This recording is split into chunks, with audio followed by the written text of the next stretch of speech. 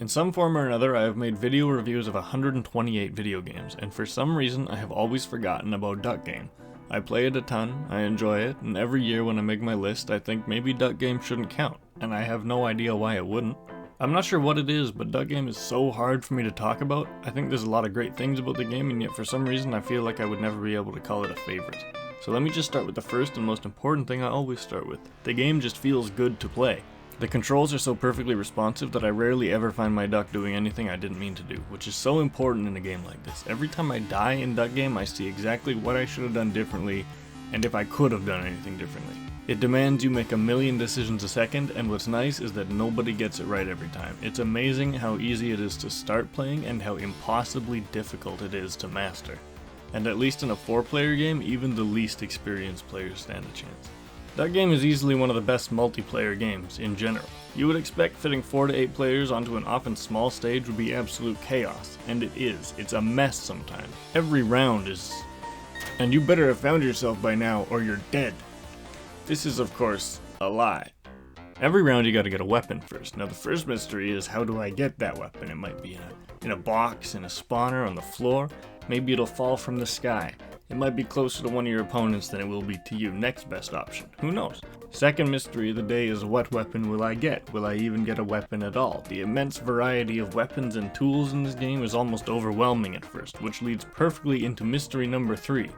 How does the item I got work? What is this? That's a flare gun. What the fuck is this? That's the backwards pistol. Oh, what's this? Oh, grenade launcher? What is this? That's a Wagnus. There are so many things you could interact with, and I'm sorry, but there just isn't enough time in game to stop and explain all of them. With Duck Game, you are absolutely required to learn on the job. How do I switch the thing? Oh no! Shoot! Okay.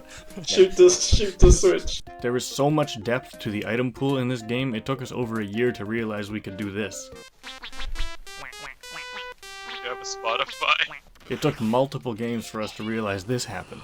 Yeah, that gun'll do that. The sword can block bullets.